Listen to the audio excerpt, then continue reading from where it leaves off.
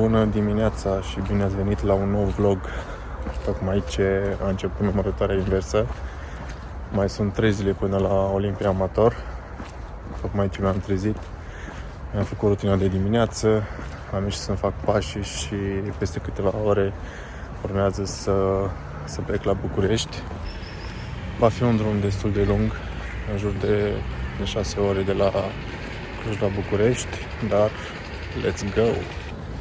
Aceasta este a 6-a zi de descărcare, iar greutatea de pe cântar îmi arată în această dimineață 85,9, minus 100 de grame față de ieri. Când am început pick-week-ul aveam 87,7, deci aproape minus 2 kg.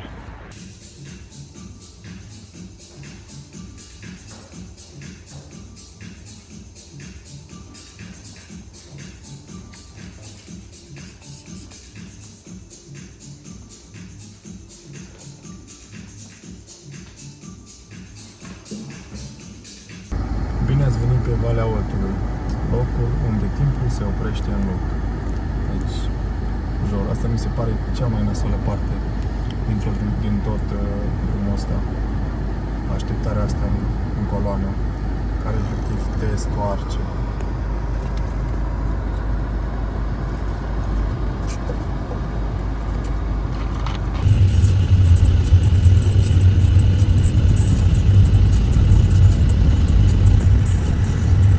Hello din nou! Tocmai ce am ajuns în București după aproximativ 9 ore de condus în trafic infernal.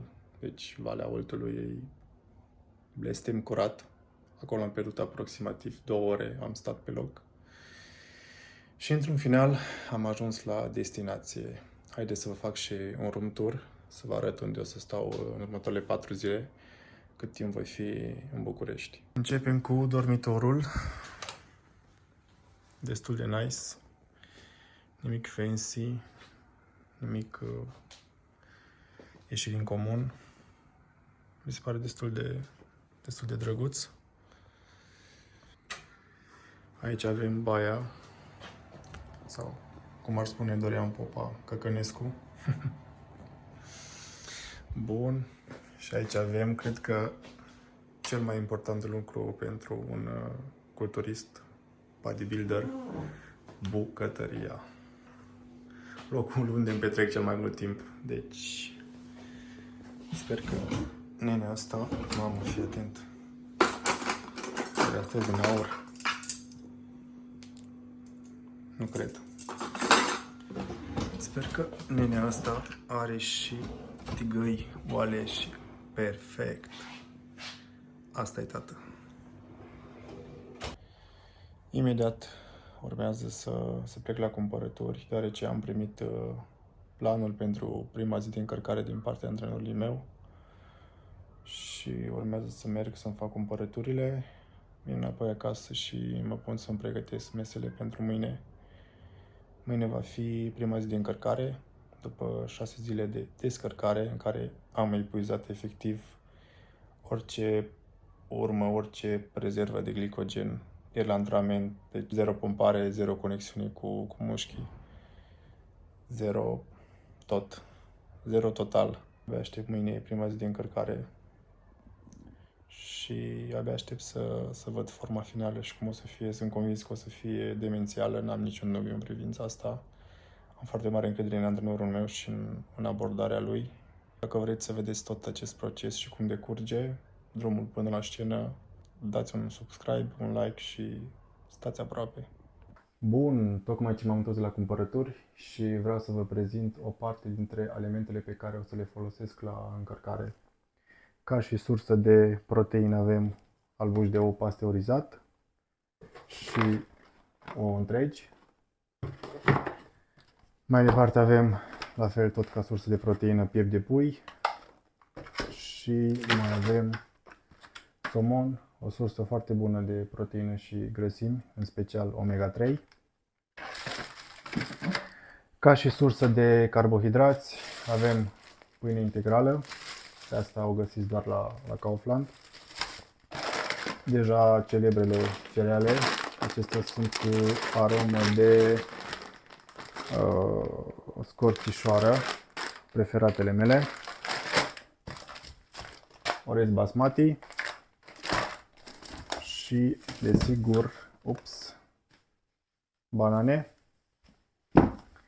Iar ca sursă de grăsimi avem avocado și încă ceva la sursa de carbohidrați. Am adăugat și rondele de orez expandat. Mai avem afine fresh și afine congelate. Ciocolată neagră cu 85% cacao. Și desigur, aceasta e mai mult pofta inimii. Cafea decafeinizată și îndulcitor. Eu personal nu pot să beau cafea fără îndulcitor, deoarece, fiind un mare fan dulciuri, prefer să fie cât de cât dulce, să nu fie amară. De pe listă mai lipsește Vita, pe care o să o iau mâine de la Carmangerie. Vă recomand să nu vă luați Vita dacă vreți să fie cât mai slab în grăsimi. Vă recomand să nu vă luați de la Kaufland sau Lidl. Cel mai bine o luați de la Carmangerie. Puteți să spuneți să vă toace direct acolo, așa știți sigur că evită 100% și nu adaugă alte chestii extra, cum ar fi grăsimi sau altfel, tot felul de prostii. De obicei, Vita de la Lidl sau de la Kaufland, dacă vă uitați bine, o să vedeți că are și foarte multe grăsimi, mai ales cea tocată. Deci, mai bine să o evitați și vă recomand cu drag să o luați de la Carmangerie. I have a dream, that's all I need. I'll make it happen. Bună dimineața! Cam așa arată lucrurile după cele 6 zile de descărcare. Astăzi va fi prima zi de încărcare cu carbohidrați și de asemenea ultimul antrenament din această pregătire full upper body.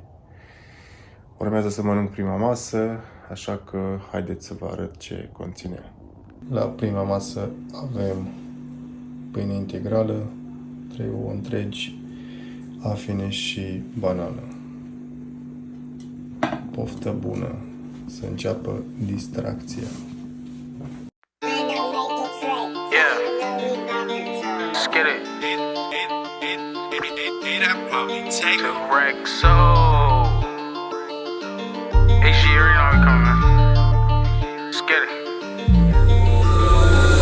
It's lit. Just take a look at the drip. You boys don't get fired in this. Roll a dope, yeah, I'm high as a bitch. Wait, it's lit. Gave that little bitch a little tip. Now she wanna suck on the dick. She wanna catch all of the drip, drip, drip. Pull up and I'm loading the clip. New bitch, yeah, stay on my hip. Niggas talking, they not with this shit. Catch a body, you might just get hit. But lately been all about drip. New designer, just look at the fit. And I just blew a bag on my bitch.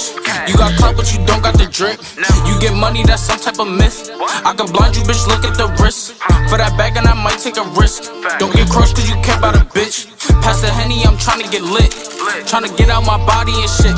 Fuck around and start bodying shit. Remember nights we was starving and shit.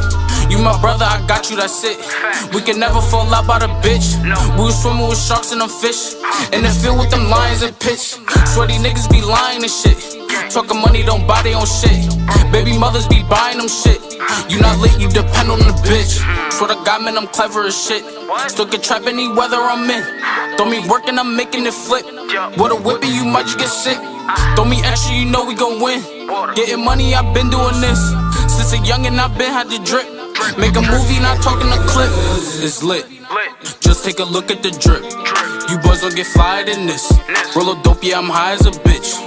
Wait, it's lit. Gave that little bitch a little tip. Now she wanna suck on the dick. She wanna catch all of the drip, drip, drip.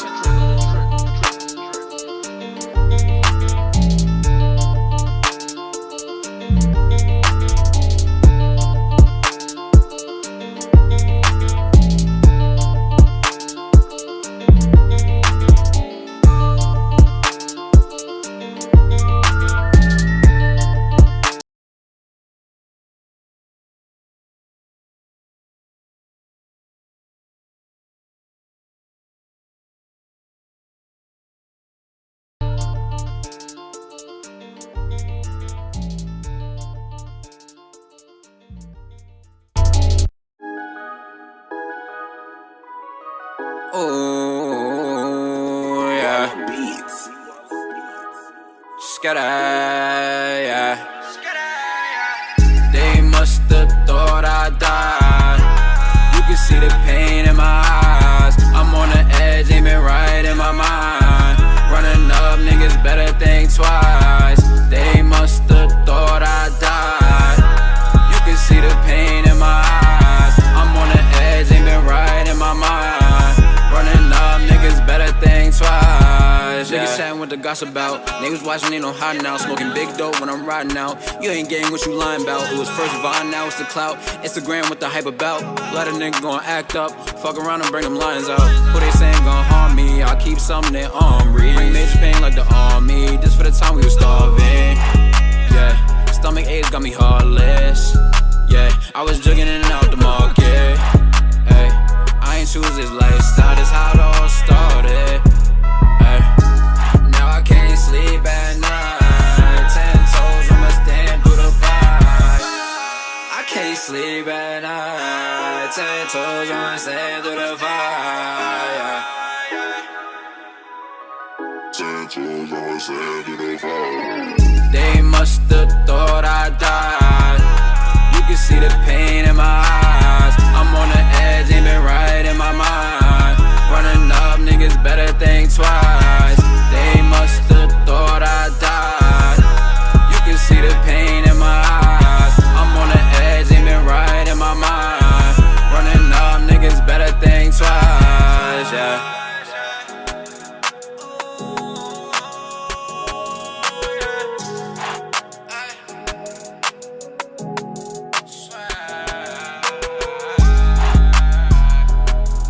Tocmai ce am ajuns acasă de la antrenament și urmează masa numărul 4, masa post-workout, unde am cereale, whey și banană. S-a încheiat și prima zi de încărcare, am mai avut două mese pe care nu le-am filmat, o masă de vită și orez și o masă de somon și orez. Urmează să mai am mâine încă o zi de încărcare. Astăzi antrenamentul a fost unul mai light, strict pump, nimic dus la epuizare, nimic dus la extrem. Mâine o să fac pauză și sâmbătă voi urca pe scenă. Sper că v-a plăcut acest vlog. După cum vedeți, încerc să vă arăt ce fac eu înainte de concurs, cum arată rutina mea, ce mănânc, cum antrenez și abordarea pe care o folosesc. Vă mulțumesc pentru vizionare. Dacă vreți să mă susțineți în ceea ce fac, dați un like, un share și un subscribe și să ne revedem cu bine la următorul vlog.